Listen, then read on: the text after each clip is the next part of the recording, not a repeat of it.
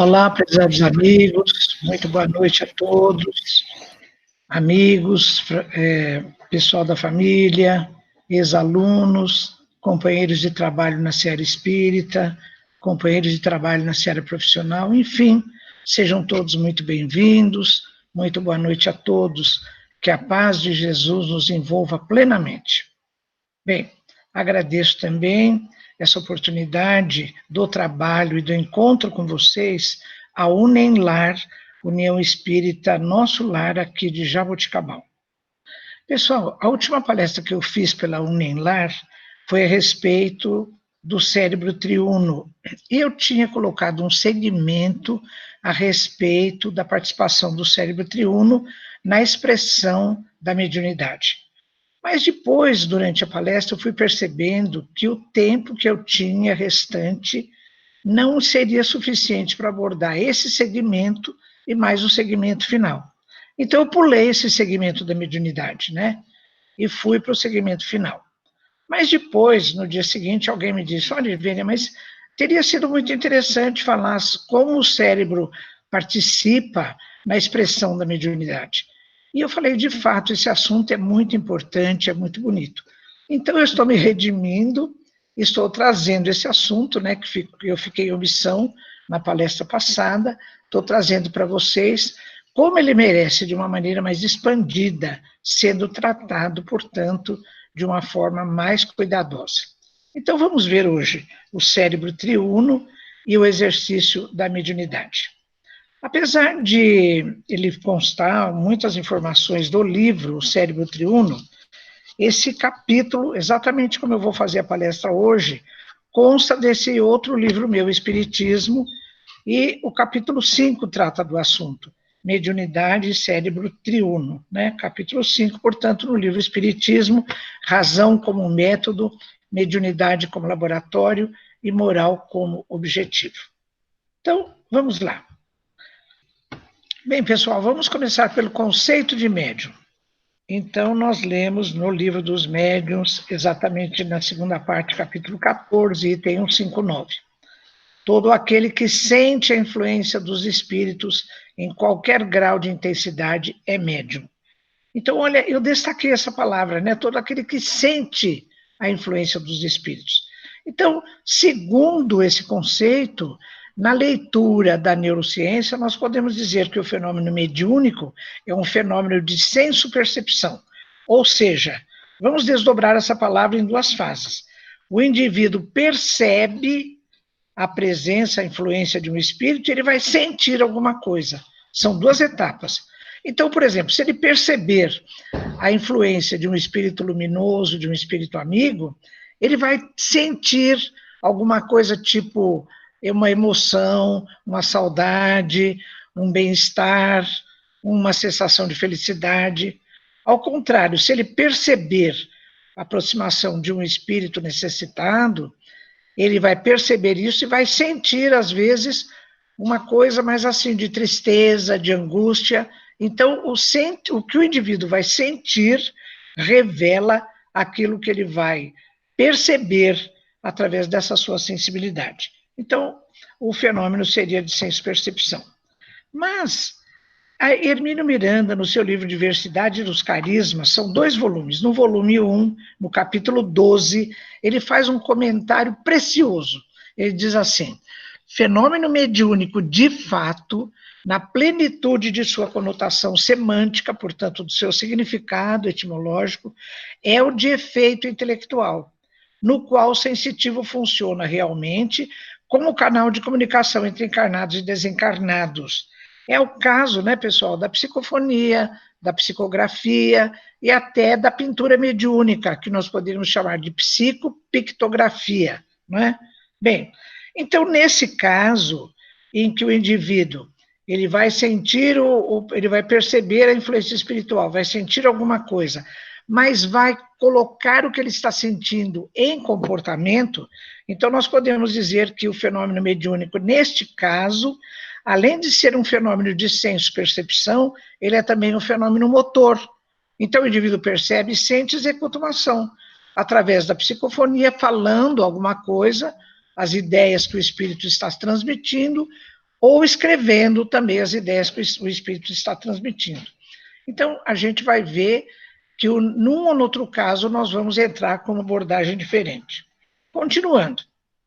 André Luiz, no Mundo Maior, em 1947, então, no capítulo 3, em que ele fala que a nossa casa mental tem 3 andares, cada um dos andares participando, interagindo com uma parte do cérebro, recordando esse conceito que eu já dei em palestras anteriores, né? Então, tudo isso que vai acontecer na expressão do fenômeno mediúnico, quer seja de senso-percepção ou de senso-percepção e motor, as 3 partes do cérebro vão ser solicitadas na expressão nesse tipo ou outro tipo de mediunidade, né?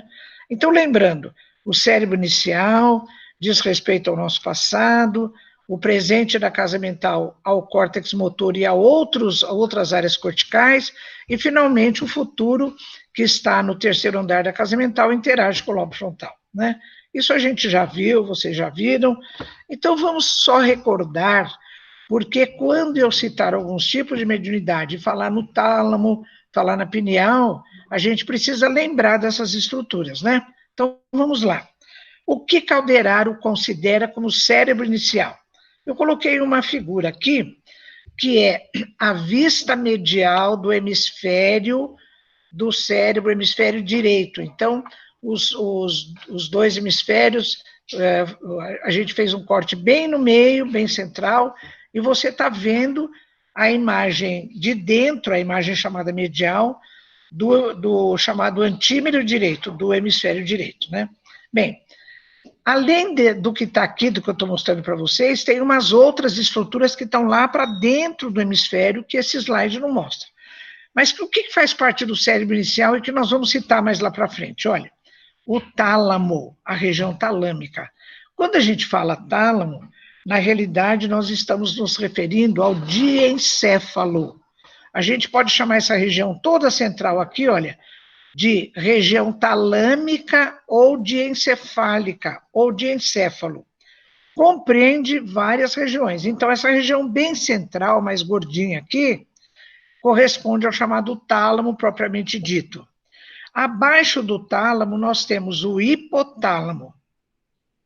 O hipotálamo está mais em amarelo aqui, é uma região pequena, mas ela é muito importante porque ela vai representar o principal centro comandante de todas as atividades viscerais do organismo.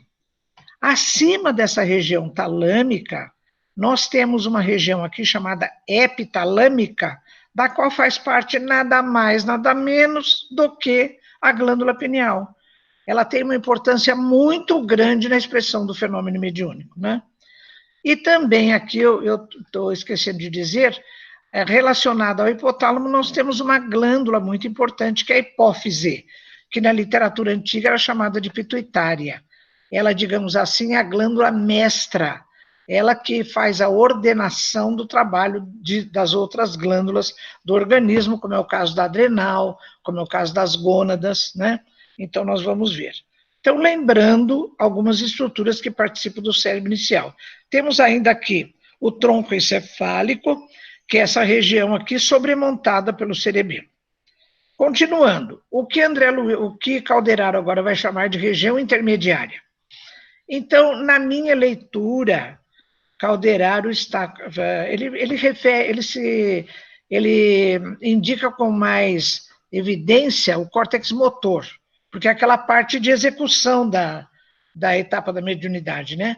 Mas sabendo que a mediunidade é um fenômeno de senso-percepção e motor, em alguns casos, então eu coloquei todas as áreas sensoriais e motoras na face lateral do hemisfério cerebral e na face medial, menos nessa região intermediária não vai participar a chamada área pré-frontal, que é o córtex da porção mais anterior dos lobos frontais. Por quê? Porque esse córtex vai participar, como terceira parte do cérebro, vai interagir com o 3º andar da casa mental. Então, a área pré-frontal, ela trabalha com cognição. A gente está vendo aqui na parte de cima a face lateral do hemisfério direito e aqui a face medial do hemisfério esquerdo. O que eu pintei de azul aqui, nas duas figuras, corresponde à área pré-frontal, que trabalha com funções cognitivas, com a chamada cognição. Contempla o que a chamada cognição? Uma porção de funções nobres, como, olha, associação de ideias, mecanismos de memória, exercício do livre-arbítrio, escolhas. Esse ato de escolher, Amit Goswami, aquele físico indiano radicado nos Estados Unidos, no seu livro O Universo Autoconsciente, ele fala que a principal função da consciência é o ato de escolher. Quem faz a mediação disso na área material é a área pré-frontal, não é? Depois, mecanismos de aprendizado de alguma coisa nova, crítica de situações, entendimento do que está acontecendo, é o tal daquele cair a ficha, né? Quando a gente está vendo uma coisa, opa, caiu a ficha, você entendeu o que está acontecendo. Tudo isso é trabalho do terceiro andar da casa mental e no terreno cerebral da chamada área pré-frontal. Bom, vamos ver agora os tipos de manifestações mediúnicas a que se refere Allan Kardec, no seu livro, Livro dos Médiuns. Primeiro, eu vou colocar o item aqui 1, 2, 3, porque para a gente referir melhor cada situação. Primeiro, manifestações inteligentes ou intelectuais. Livro dos Médiuns, segunda parte, capítulo 3. Eu fiz um desenho aqui para a gente explicar melhor essa situação. Olha, então aqui está o espírito que vai se comunicar através do médium. Eu coloquei aqui o seu espírito e a sua mente, aqui o perispírito, né? Bom, o pensamento do espírito vai se comunicar através da sua mente para a mente do médium. E a mente do médium vai transmitir ao cérebro do médium essas ideias, e ele vai, nesse caso, transmitir essas ideias através da sua função motora, ou através da psicofonia. Cadê minha seta aqui? Através da psicofonia, ele vai falar alguma coisa, né, psicofonia, ou através da psicografia, vai escrever alguma coisa.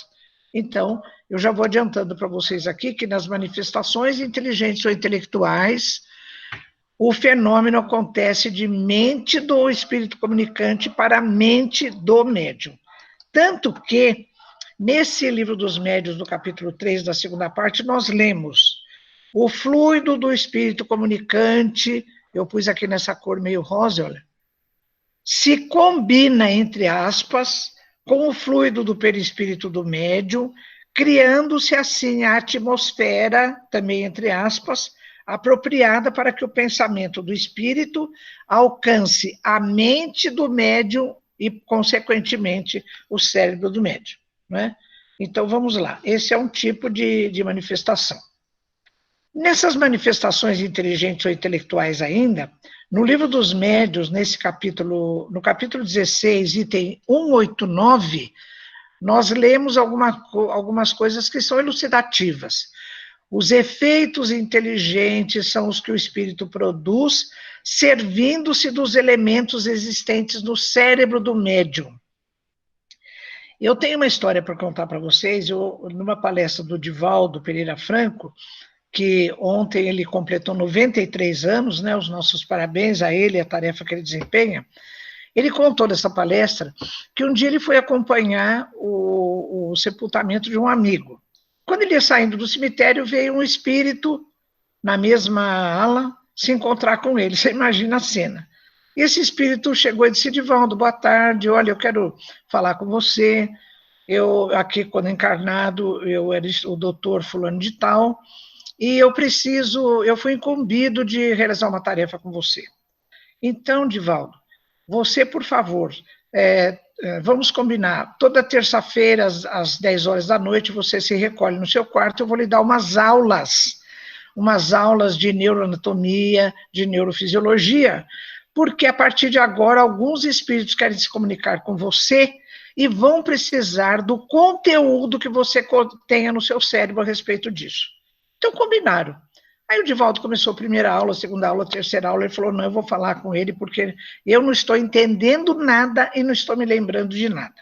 Quando chegou esse médico para dar aula para ele, e a primeira aula diz que foi de sistema nervoso autônomo. Então ele disse: olha, antes de mais nada, eu queria dizer para o senhor, vamos parar, porque eu não estou entendendo nada, eu não estou me lembrando de nada. Então, diz que o Espírito Rio falou, Divaldo, eu já sei, mas você só preste atenção, porque isso vai ficar guardado no seu arquivo de memória e, consequentemente, quando o Espírito comunicante precisar desse arquivo, ele vai acessar lá através do seu cérebro, não é? Olha que coisa interessante. Então, os efeitos inteligentes o Espírito produz, servindo-se dos elementos existentes no cérebro do médium. O doutor Sérgio Lopes, que é um dos autores do livro que eu cito, O Cérebro Triuno a Serviço do Espírito, quando ele trata desse assunto, ele fala que a comunicação do espírito no médium, ela é tanto mais eficaz, tanto mais sofisticada e produtiva, quanto mais bagagem cultural o médium tiver. Então a gente fala assim, nossa, mas será que um espírito não pode se comunicar através de um médium que tenha... Pode, mas é muito mais difícil, né? Então vamos supor, um espírito que vai se comunicar em francês com o médium, se ele já tiver o arquivo dessa língua no seu banco de memória, vai ser muito mais fácil, não é? Então, é bem por aí o papel do cérebro, o papel importante do cérebro no processo mediúnico. E nesse livro ainda, no mesmo item, na observação, nós lemos, no médium escrevente, mesmo que a escrita seja completamente mecânica, o cérebro tem sempre um papel ativo. Olha que informação importante, porque às vezes, quando a gente estuda o fenômeno mediúnico no livro dos médiuns, a gente acha que a psicografia mecânica, o espírito comunicante está atuando só na mão do médium. Olha a observação. Mesmo na escrita completamente mecânica, o cérebro tem sempre um papel ativo, né? Olha o papel do cérebro, então, como é importante na manifestação do fenômeno mediúnico. Segundo tipo de mediunidade, manifestações de efeitos físicos. Livro dos Médiuns, segunda parte, capítulo 2. Nesse caso, o médium, o chamado médium, age de maneira diferente do primeiro caso. No primeiro caso, ele é intermediário, não é? Lembra que a Emília Miranda falou, na acepção semântica da palavra, médium quer dizer intermediário. Ele é intermediário. Aqui não. Aqui ele não é intermediário, ele é colaborador do fenômeno porque ele só doa fluidos. Então, veja bem, olha, o desenho que eu fiz lá. Então, o perispírito do espírito que quer realizar o fenômeno, ele combina com o fluido do perispírito do médium. Então, dessa combinação resulta uma condição que permite a saturação, por exemplo, de um objeto que vai ser movido, uma movimentação de objetos. Então, tudo funciona assim. Nós lemos um livro dos Médiuns 77. Quando o objeto é movido, erguido ou atirado no ar, por exemplo, numa casa mal assombrada, né, como a gente às vezes ouve os relatos, o espírito não o pegou, nem o ergueu, nem o atirou. Ele o saturou com seu fluido, combinado com o fluido do médium. Então, vocês estão percebendo, gente, que neste caso, segundo a minha leitura, o cérebro do médium, nem a mente do médium está participando ativamente. O fenômeno é um fenômeno puramente físico, né? Não é neuroanatômico nem neurofisiológico. Então, na nossa abordagem, muito provavelmente esse tipo de mediunidade vai ficar fora da nossa abordagem enquanto participação de estruturas cerebrais. Até porque, nesse livro dos médiuns, na segunda parte, no item 95, tem um caso que Kardec conta da casa assombrada ou mal assombrada, na rua Desnoyers, lá em Paris. Os pormenores desse caso estão na Revista Espírita de Kardec, de agosto de 1860. É muito interessante esse caso. Eu fui na Revista Espírita e li, mas eu fiz um resuminho para vocês, é assim. Então, na vizinhança está havendo uma bagunça. Então, voam objetos, as coisas caem da parede, os vidros se quebram. Então, Kardec evoca esse espírito bagunceiro e pergunta a ele, quem te serviu de instrumento como doador de fluido para você fazer o que você está fazendo? Ele falou, uma criada. Aí Kardec pergunta, ela te auxiliava sem saber? E o espírito ri e responde, sim, pobre coitada, pobre moça, era mais assustada. Então, às vezes, o médium doador de fluido, ele nem sabe que é doador, né? Diferente dos médiums, por exemplo, que participam de trabalhos de ectoplasmia, a serviço do tratamento de algum paciente, ou em sessões de materialização, em que o médium espontaneamente vai e participa do fenômeno, né? Então, pode ser que nesses casos, talvez de ectoplasmia, ou nos casos de participação em trabalhos de materialização, o cérebro do médium tem alguma participação no fato dele sentir, perceber a influência dos espíritos que estão ajudando e sentir alguma coisa, né? Mas ele não vai ter uma ação motora direta, né? Mas então a gente vai tratando de cada caso para saber. E eu coloquei aqui, pessoal, ainda, mais uma terceira opção, porque eu surpreendi já há um bom tempo um comentário que Kardec faz em duas oportunidades. Por exemplo, em Obras Póstumas, no capítulo 7º, ao tratar da segunda vista, ele faz o questionamento se algumas formas do que nós chamamos de mediunidade, na realidade seria mediunidade ou seria animismo. Ele fala e se refere, então, aos médiuns videntes, audientes, sonambúlicos e sensitivos ou impressionáveis. Então, ele diz assim: seria demasiado considerá-los como médiuns, porque a mediunidade se caracteriza unicamente pela intervenção dos espíritos. Aquele que possui a vista espiritual vê pelo seu próprio espírito, não sendo de necessidade um concurso de um espírito estranho. Então ele diz, o indivíduo vê por ele mesmo, ouve por ele mesmo. Ele é sonambúlico porque ele se desprende por ele mesmo. E ele percebe a influência dos espíritos, mas assim, não existe uma ação ativa de espírito em algum fenômeno, então ele faz um questionamento se não seria demasiado considerar essas formas de mediunidade, entre aspas, como mediunidade, mas talvez fosse animismo, né? No caso de sonâmbulo, aí mesmo Kardec faz uma apreciação muito interessante. Ele conta o caso de um rapaz, aliás, de baixa intelectualidade, que ele tinha a capacidade de se desdobrar sonambulicamente, e quando nesse estado, ele passava receitas para as pessoas, que tinham sido muito produtivas. Um determinado dia, ele está nesse estado, e o pessoal lhe coloca ali papel e lápis, mas não sai nada, não sai receita nenhuma. Então alguém lhe pergunta, você não vai nos passar as receitas costumeiras? E ele fala, não, hoje não, porque o doutor não está aqui. Então ele estava desdobrado, e no caso em que ele estava desdobrado, né, sonambulicamente, e ele, através desse estado sonambúlico, ele recebia mensagens de um médico do plano espiritual e passava receitas, então era um fenômeno mediúnico, não é? Era um estado sonambúlico mediúnico. Mas só quando ele se desdobrava, ele ficava assim com mais amplitude de evidência no plano espiritual, era um fenômeno só anímico, né? Nós temos que fazer a diferença, portanto. Então, ainda nesse assunto, comentando se é mediunidade ou animismo, no livro dos médiuns, no item 189, ele se refere, Kardec se refere aos médiuns de cura. Ele diz assim, são aqueles que têm o poder de curar ou de aliviar os males pela imposição das mãos ou pela prece. E na observação que ele faz. Essa faculdade, entretanto, não é essencialmente mediúnica, pois todos os verdadeiros crentes a possuem, quer sejam médios ou não.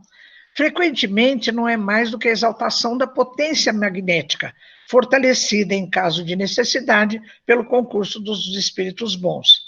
Então, é o mesmo caso do sonambúlico, né? Se o indivíduo, no exercício da sua mediunidade de cura, às vezes ele faz isso até sem saber que tem essa mediunidade, né?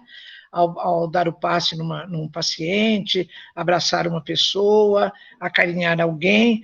Agora, quando ele trabalha efetivamente como médium de cura e pede assistência dos amigos espirituais, então o fluido dele acaba sendo fortalecido pela somatória dos fluidos espirituais dos bons espíritos, né? Então, Kardec faz com seu bom senso, com o uso da razão, Kardec faz esse tipo de comentário. Bom, isso é um preâmbulo que a gente está fazendo. Então, vamos ao foco aqui do nosso assunto, e eu já aviso vocês que eu vou focalizar mais diretamente as manifestações inteligentes ou intelectuais, né? Em que o fenômeno, então, exige a participação do conteúdo do cérebro do médium. A primeira pergunta que se faz é essa aqui. O pensamento do espírito atinge diretamente o cérebro do médium? Lá nesse slide que eu já fiz antes, eu já mostrei para vocês, né? Não. O fenômeno é de mente a mente. E depois, chegando à mente do perispírito do médium, é que chega ao cérebro do médium. Aliás, nessa referência, está escrito lá, o pensamento do espírito alcança a mente e o cérebro do médium, né? Nessa sequência. Alcança a mente e depois alcança o cérebro do médium. Bom, então, vamos lembrar que o cérebro inicial, das 3 partes do cérebro, é o segmento que faz ligação com a mente. Então, eu vou voltar ao slide, quando a ideia do espírito comunicante, através da mente dele, se comunica com a mente do médium, como é que essa informação que está na mente do médium vai passar para o cérebro do médium? Então, a gente sabe, já viu em estudos anteriores, na palestra anterior eu já mostrei isso, dos 3 blocos do cérebro, o cérebro inicial, a região intermediária e os lobos frontais, a mente se liga ao cérebro inicial, né? A gente já falou isso na vez passada. Então, a ligação da mente é com o cérebro inicial. Olha como André Luiz explica isso muito bem no capítulo 13 do livro Evolução em 2 Mundos. Eu lembro que a primeira edição desse livro é de 1958. Então, lá nós lemos assim, olha, o centro coronário, então, olha, nós estamos falando do perispírito e dos centros de força que existem no perispírito, aquele que é mais resplandecente, que é o mais, digamos, que direciona os outros, é o chamado centro coronário e que corresponderia ao alto da cabeça do perispírito, né? O centro coronário possui no tálamo, vocês lembram do tálamo, a região do diencéfalo? Né? Então, aquela região bem central, região talâmica ou diencefálica, embaixo tem o hipotálamo e acima tem a glândula pineal. Lendo de novo a frase, o centro coronário possui no tálamo vasto sistema de governança do espírito. Então, a informação que está na mente do médium, através do centro coronário, ela vai influir no tálamo, e lá, através disso, é que ela vai fazer a governança do espírito sobre o corpo físico do médium. Aí está a região talâmica, que eu marquei aí para a gente se lembrar com mais facilidade.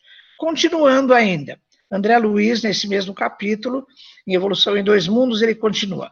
O centro coronário possui no tálamo, para onde conflui, deixa eu mostrar o tálamo lá, para onde conflui todas as vias aferentes ao córtex cerebral, ou seja, todas as vias sensoriais, tato, pressão, propriocepção, dor, temperatura, visão, audição, todas as vias da sensibilidade orgânica, menos a via olfativa, todas elas fazem pedágio no tálamo.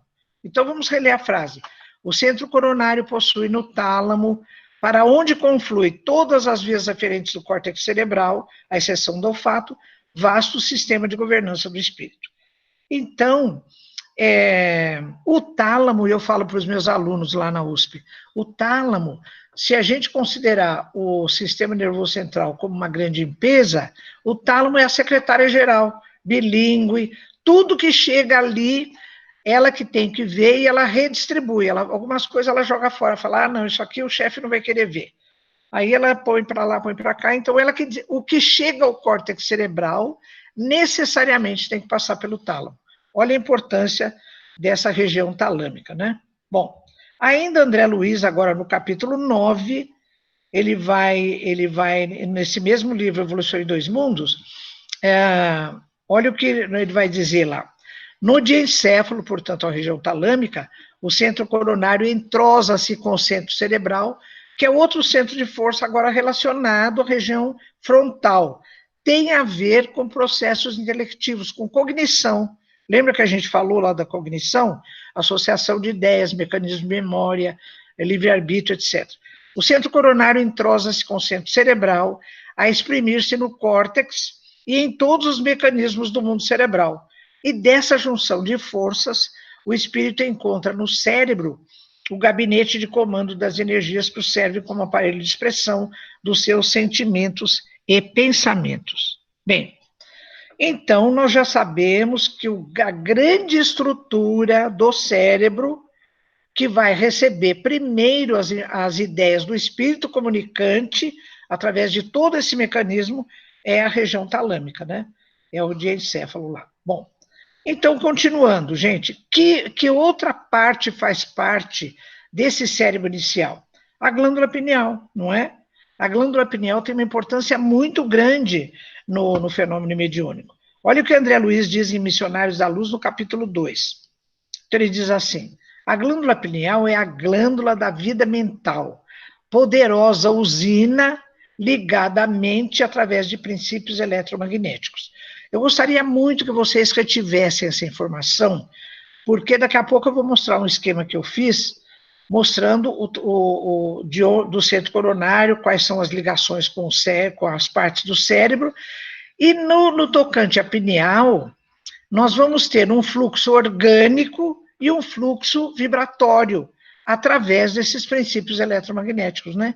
E o fenômeno mediúnico, ele vai se processar, ele vai se realizar através da emanação desses princípios eletromagnéticos, e não através de hormônio, da melatonina, ou de substâncias que a pineal vá produzir, que são muito importantes, mas no fenômeno mediúnico a maior importância é da disseminação por todo o organismo sensorial do médium, essas vibrações eletromagnéticas, né? Bom, olha o que nós temos ainda em Missionários da Luz, nesse capítulo 2, da glândula pineal. É a glândula da vida mental. Ele diz bem assim, repetindo, a glândula da vida espiritual. Preside os fenômenos nervosos da emotividade, segrega hormônios psíquicos ou unidades força, comanda as forças subconscientes sob a determinação direta da vontade, sob sua direção efetuam seus suprimentos de energias psíquicas a todos os órgãos. Olha aí o fluxo energético da pineal durante o fenômeno mediúnico, e mesmo não, né? Mas no caso do fenômeno mediúnico, mais ainda. E eu coloquei numa cor diferente duas outras funções da pineais: atuação nos fenômenos da sexualidade, e ela conserva ascendência em todo o sistema endócrino, ou seja, em todos os sistemas de glândulas endócrinas. Então, vocês percebem, olha, que atuando nos fenômenos da sexualidade, atua, por exemplo, na inibição ou não das gônadas, então ela vai fazer isso através do seu fluxo orgânico, através da secreção da melatonina e de outras substâncias. Agora, a pineal, como fulcro energético, não é? Ela tem ela faz um outro fluxo de energia vibratória que está envolvido aí no exercício do fenômeno mediúnico. Então, eu fiz esse esquema aqui para a gente se entender melhor. Olha, então lembrando, a mente se liga ao cérebro inicial e o córtex cerebral, que faz parte do segundo bloco do cérebro, do terceiro bloco do cérebro, ele vai ser atingido indiretamente através da região talâmica, através do tálamo. Então vamos lá, olha, espírito do médium, né? Mente do médium. Através do perispírito, o centro coronário vai enviar, então, a informação que é transmitida para o tálamo. Para o tálamo, primeira coisa. O tálamo vai mandar um reflexo lá para o córtex cerebral, e o córtex cerebral depois, através da via motora, vamos supor um médium de psicofonia, então ele vai mandar o indivíduo falar, lá através de todas as funções, ou vai escrever. E o centro cerebral também recebe influência do centro coronário. O que ele faz? Também manda para o córtex cerebral, porque se tiver fenômeno relacionado à cognição, quem vai tratar disso é o centro cerebral e as áreas corticais correspondentes, né? Mas o centro cerebral também manda influxo para a hipófise. Vocês lembram? Aquela glândula pendurada no hipotálamo. A hipófise regula o trabalho das outras glândulas, que têm a sua ação sobre as células do corpo físico. Bom, as células do corpo físico, através de vias sensoriais, que são todas aquelas, olha, via de dor, de temperatura, de tato, pressão, visual, auditiva, tal, devolve isso para o tálamo, que é a secretária, e começa tudo de novo. O tálamo faz um caminho de volta, porque toda essa relação entre cérebro e mente, ela representa um fluxo de vai e vem, né? Bem, e depois o centro coronário ainda manda diretamente os seus influxos para a glândula pineal. Então, através dos seus neuropeptídeos melatonina, ela vai influenciar as células do corpo físico, né? Particularmente no que eu estou chamando a atenção para esse fluxo orgânico. Então, eu coloquei aqui, olha, para a gente lembrar bem, fluxo orgânico da pineal e fluxo energético da pineal. São duas funções bem distintas, né? Uma na sexualidade, na regulação dos hormônios das outras glândulas, e o fluxo energético nessa coisa toda que é da influência espiritual, sendo transmitida através do cérebro para todo o organismo. Bom, quando a gente fala, então, como o cérebro interage com a mente, espera aí, mas a mente é uma dimensão de estrutura diferente do cérebro. Então, eu encontrei numa tese do professor Raimundo Mano Vieira, acho que eu estou citando aqui para vocês, não sei se eu citei, lá da Escola Paulista de Medicina, o conceito de transdutores cerebrais. Então, eu vou falar de novo para quem se interessar. É uma tese de mestrado do professor Raimundo Mano Vieira. Isso foi na década de 80, então ainda era Escola Paulista de Medicina, que agora é Unifesp. Nessa tese, que se chama A Mente Humana, ele fala dos transdutores cerebrais. Então, ele fala assim, transdutores cerebrais. Eu perguntei para a minha irmã, que acho que está assistindo a palestra, ela é engenheira, eu falei, Tereza, o que é um tal de transdutor? Não sei nem se ela se lembra disso. Ela falou, é um aparelho que transforma um tipo de estímulo em outro tipo de estímulo. Por exemplo, o microfone é um transdutor, porque vai receber os sons, né, o influxo da sua voz, vai transformar aquilo em estímulo elétrico que vai caminhar pelo fio, que vai até a caixa de som, que é outro transdutor, que vai transformar esse estímulo elétrico em som outra vez. Bom, então o transdutor, o próprio professor Vieira, ele compara metaforicamente com uma portinha desse salão de filme do Velho Oeste, né? Tem duas coisas. Vamos supor que do lado de cá seja o cérebro, do lado de lá seja a mente. Então, alguma coisa que está aqui no cérebro empurra essa portinha e cai na mente. Alguma coisa que está na mente com uma vontade empurra essa portinha e cai e estimula o cérebro. Então, que estruturas seriam essas no cérebro que fariam esse papel de transdutores cerebrais, né? Uma porta de dupla folha. Então, ele diz assim, olha, isso aqui que eu falei para a Tereza, né? Vou repetir aqui, olha. Na prática, um transdutor é um dispositivo que converte uma informação de algum fenômeno físico, captada por um sensor em um sinal detectável, que pode ser elétrico, mecânico ou óptico, entre outros. Então, transforma um tipo de estímulo em outro tipo de estímulo, né? É o caso que eu citei do microfone da caixa de som. Aqui, olha, é a citação do professor Mano Vieira. Sempre eu cito a fonte do que eu falo. Eu estava até estranhando, mas ela está aqui. Então, a gente pode ver quais são os tradutores a que ele se refere. Olha, sistema centroencefálico. É tudo isso aqui, ou seja, é o que Calderaro chama de cérebro inicial. Sistema límbico. O sistema límbico é um conjunto de estruturas lá dentro dos hemisférios cerebrais que está aqui, olha, lá dentro. Né? Eu estou mostrando só a superfície, isso daqui está dentro desse hemisfério e dentro do outro hemisfério. Sistema límbico é um conjunto de estruturas cerebrais que trabalham com o comportamento, a expressão de comportamentos acompanhados de emoções. Olha a importância da emoção na expressão do comportamento. Em o terceiro lugar, o córtex cerebral, particularmente a área pré-frontal. Então, nessa área pré-frontal, eu fiz um destaque aqui. Olha, área pré-frontal relacionada a processos cognitivos, né? Marquei lá. Mas eu chamo atenção também, pessoal, na Calderaro não fala nessa área, eu até estranhei, porque tem uma outra área nobre do córtex cerebral, que é essa aqui, que eu marquei depois, né? Esta aqui, que é no limite entre a área parietal, occipital e temporal, a chamada área POT, encruzilhada parieto-occipito-temporal. Ela é uma área nobre também, só que ela não trabalha com processos cognitivos, ela trabalha com linguagem simbólica, noção espacial e esquema corporal, mas também é uma área muito nobre. E o professor Mano Vieira considera essa área também como sendo um dos transdutores da relação cérebro-mente. Bem, vamos ver então dois casos de expressão de mediunidade para a gente fazer isso na prática. Vamos ver tudo que a gente estudou até agora, vamos colocar isso na prática. Vamos lá. Eu vou no livro Nos Domínios da Mediunidade, de André Luiz, capítulo 6 e 8. No capítulo 6, tem um caso de psicofonia consciente, a médium é Eugênia.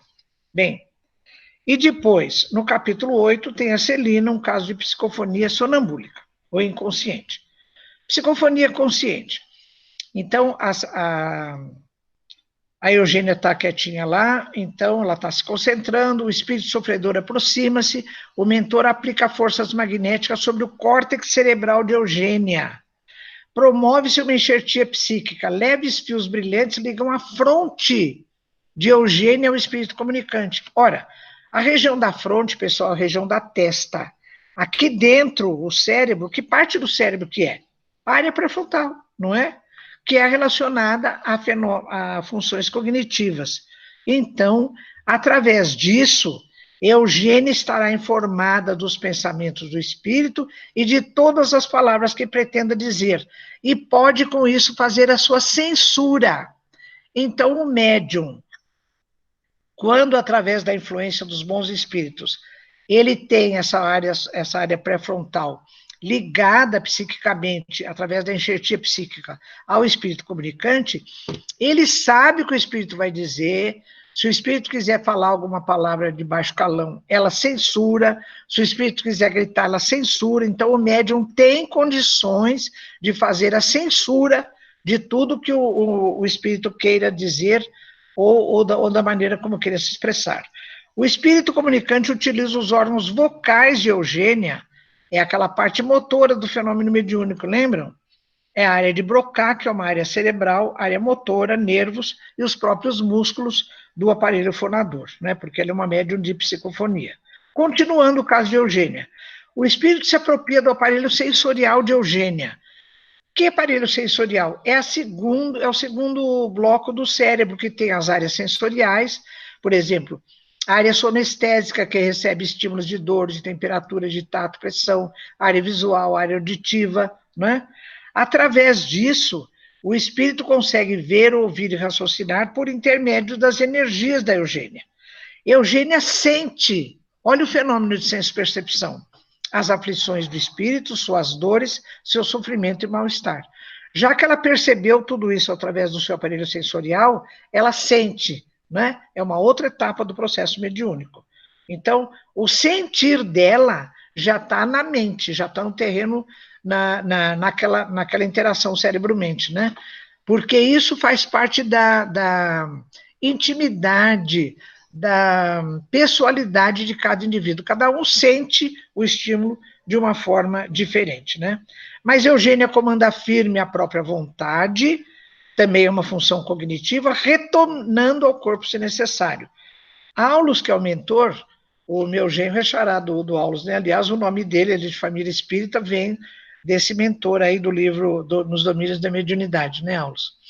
Comenta sobre a importância da autoridade moral do médium, porque o médium, tendo autoridade moral, ele comanda a maneira adequada de comunicação do espírito através da sua mediunidade, né? E então, no exemplo seguinte, nós vamos ver mais essa parte moral. Segundo caso, que é no capítulo 8, né? A médium é Celina. A mediunidade é chamada de maneira inadequada e inconsciente. Não é inconsciente, é sonambúlica. Então, Celina desdobra-se do corpo físico, perdendo contato com os centros motores do seu cérebro, o que permite mais facilidade no espírito de assumir a transmissão através do cérebro da Celina, né? Mas Celina mantém sua autoridade moral, e por isso o espírito fica sob seu controle. Olha a autoridade moral do médium. Aulus, mentor, ele então comenta com André Luiz a respeito do perigo da mediunidade sonambúlica com baixa moralidade. São os casos que permitem, com maior frequência, com maior evidência, a ocorrência de obsessão por subjugação do próprio médium, e às vezes de mais pessoas envolvidas ali no fenômeno mediúnico, né? Então, André Luiz pergunta para Aulus, um espírito intelectualmente superior poderia controlar a comunicação e subjugar a médium? Então, o Aulus responde, Neste caso, o controle seria exercido pelos mentores do trabalho. Daí a importância da seriedade da casa espírita. Olha, pessoal, a importância da nossa moralidade. Por isso que eu fiz uma palestra aí, uma live aí, umas semanas atrás, sobre a importância do progresso moral na evolução do ser e até na contribuição para a regeneração evolutiva do planeta, né? A importância do médium, né? Então, essa mediunidade sonambúlica, o texto continua explicando, e para mim foi uma novidade, eu não sabia disso. O médium registra os fatos em sua memória no inconsciente, né? Ele só não lembra por amnésia temporária. Isso eu acabei constatando, porque lá no meu grupo de trabalho, um dos centros que eu frequento lá em São Paulo, um dos médios, que ele é sonambúlico, a gente fala que ele é inconsciente, ele faz parte da diretoria. Quando a gente estava discutindo alguma coisa, então a gente falava, então o mentor disse, ele falou, não foi assim, não foi esse o espírito da coisa. Não, na realidade ele queria dizer isso, aquilo, quer dizer, ele tem o arquivo no seu banco de memórias, ele não lembra por uma questão de amnésia temporária, mas durante o transe ele é consciente, apenas ele está desdobrado, e ele tem isso sim no seu arquivo de memória, né? Então, isso é muito bonito. Para terminar, pessoal, nesses últimos minutos, eu vou mostrar, acho que 2 trabalhos. Tem muitos trabalhos hoje sobre o papel do cérebro no exercício da mediunidade, né? Esse trabalho aqui, ele foi feito em ressonância magnética funcional, vocês podem ver o título aqui, e ele foi feito na Alemanha, mas tem 2 pesquisadores brasileiros, olha, o doutor Júlio Fernando Prieto Pérez e o doutor Alexander Moreira Almeida. Então, eles procuraram estabelecer correlações neurais, quer dizer, o que acontecia no cérebro durante o transe mediúnico, comparado com algumas vivências tipo psicóticas, né? É um trabalho bem interessante. Então, fazendo um resumo, bem resumido disso, eu entendi, lendo o trabalho, que a coisa acontece assim, olha, o que eles acharam? Um padrão de ativação de áreas sensoriais durante o transe mediúnico não difere do padrão de alguns transtornos mentais. Por exemplo, o indivíduo que tem transtorno mental, vamos supor que ele tenha crise de alucinação visual. Então, vai marcar a área visual dele. Algum médium de evidência que tenha percebido alguma coisa também do ponto de vista espiritual através da sua evidência, também vai ser marcada a sua área visual, né? Então, isso não é uma coisa importante. Médiuns em transe, eles têm preservado o modelo funcional padrão, quer dizer, o que acontece no cérebro de modo geral e fora do transe mediúnico, o padrão durante o transe mediúnico, ele não sai disso, ele tem o mesmo padrão funcional, o que explica a ausência de sintomas psiquiátricos. Mas o mais importante foram as diferenças que eles encontraram no envolvimento da área pré-frontal durante o transe mediúnico. Por quê? Porque os médiuns de tarefa de trabalho, eles entram em transe voluntariamente. Eles vão à casa espírita, se sentam na mesa mediúnica, eles entram em concentração, ou seja, é um trabalho ativo da área pré-frontal, né? Enquanto pessoas em estados psicóticos, eles entram em crises involuntariamente. Às vezes, eles não querem entrar em transe, em crises psicóticas, né? E não tem nada a ver com o envolvimento da área pré-frontal. Então, foi um trabalho bem interessante, né?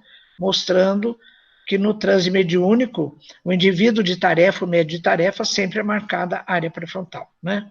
E esse outro trabalho, bem recente, 2016, ele foi feito lá na Universidade Federal do Mato Grosso do Sul.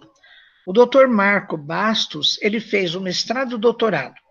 Olha, é um trabalho hercúleo, e quem me deu notícia dele e me mandou o trabalho foi o doutor Décio Iandoli Júnior, que é colega dele, esse moço também é médico, participou também do trabalho, é lá no centro espírita deles, foi da banca dele de mestrado e doutorado, e ele fez o seguinte, olha, ele estudou em 20 mulheres médiums, com 20 controles voluntários, ele fez eletroencefalograma antes, durante e depois, mediu a frequência cardíaca, pressão arterial, temperatura, secreção de melatonina, de cortisol, índice de glicemia, e no doutorado ele fez ressonância magnética funcional. Então ele encontrou umas coisas interessantes. Por exemplo, no eletroencefalograma, ele viu que tem diferenças, porque durante o transe mediúnico, aquelas ondas que são altas, médias e curtas, ele encontrou maior frequência de ondas altas, ondas longas, durante o transe mediúnico. A frequência cardíaca aumenta, mas a pressão arterial não. A temperatura cai. A melatonina não teve muito resultado, porque, é claro, a melatonina... Por quê, pessoal? Olha, isso é leitura minha. Ela está relacionada ao fluxo orgânico e não necessariamente ao fluxo vibratório, né? Então, um trabalho muito interessante. E uma conclusão geral que ele chegou é que o transe mediúnico é um fenômeno adrenérgico, ou seja, ele é regido pelo sistema nervoso simpático, né? Então, hoje ainda liguei para o Dr. Décio, falei, Décio, além da frequência cardíaca mais alta, da secreção de cortisol, o que levou o Dr. Marco Bastos a fazer essa conclusão? Ele falou, olha, durante o transe mediúnico, as 20 médiums tinham Holter. Sabe o que é Holter? É aquele aparelho que mede o eletroencefalograma o tempo todo, o eletrocardiograma o tempo todo, né? Eletrocardiograma. Então, esse eletrocardiograma, além de mostrar aumento da frequência cardíaca, ele tem uma porção de outros índices que são indicativos do fenômeno adrenérgico regido pelo sistema nervoso simpático, né? Eu trago essa figura para vocês só para lembrar que a regência do sistema nervoso simpático e parasimpático é feito por essa pequena região do diencéfalo, que é o hipotálamo, né, pessoal? Então, para terminar, esse é meu último slide, né? Eu queria dizer que o fenômeno mediúnico, que é uma coisa extraordinária, através do qual Kardec conseguiu fazer toda a análise racional do fato, do fenômeno, e acessar o plano espiritual com tantas informações, né? Então, hoje na Casa Espírita, quando nós vemos acontecer esse tipo de fenômeno, nós temos que honrar todo esse trabalho que foi feito, assim como dos pesquisadores que continuam investindo no conhecimento dessa relação entre cérebro e mente, mas o melhor de tudo é que esse fenômeno mediúnico, ele nos serve para prioritariamente duas coisas. Primeiro, para ajudar entidades necessitadas, né? É o que faz, por exemplo, a minha irmã lá de Uberlândia, a Regina, que com certeza está assistindo a palestra, que há mais de 30 anos, 2 vezes por semana, ela é doutrinadora de sessões de desobsessão. Imagina quantos espíritos essa criatura já conseguiu doutrinar, encaminhar, não é? Com o trabalho de toda a equipe, né? Não é só dela, mas de toda a equipe. Por outro lado, quantas mensagens a gente recebe de espíritos luminosos que vêm nos ajudar, né, vêm nos consolar, o trabalho de Chico Xavier, de mais de 400 livros psicografados, não é? O cérebro dessa criatura, quanto trabalhou. Então, tudo isso atrás de tudo isso, dessa interação cérebro-mente, tem um trabalho meritório de bondade, de acolhimento, de conhecimento, né? É isso que nós temos que valorizar. Então, no exercício do fenômeno mediúnico, que por trás tem toda essa coisa da pesquisa e tudo, o que nós temos que valorizar? A boa vontade dos participantes, o esforço de todos e o cultivo da moral elevada, né? Vocês viram lá no caso da Celina e da Eugênia, e da explicação do mentor Aulus, a importância da elevação moral, tanto do médium quanto da casa espírita, né? Então, a todos os que trabalham no fenômeno mediúnico, em qualquer nível, né, seja no plano espiritual, seja na mediunidade, seja no pessoal de apoio, seja na casa espírita que recebe esse trabalho tão fantástico, que Jesus abençoe a todos, né, neste momento e em todas as horas de trabalho, e que todos sejam abençoados pela sua divina luz, que assim seja. Pessoal, muito obrigada, viu, pela atenção de vocês, e a partir de agora, então, a gente fica disponível para conversarmos, para tirarmos dúvidas, para algumas perguntas, para alguns comentários, né? Então, tudo bem, vamos conversar.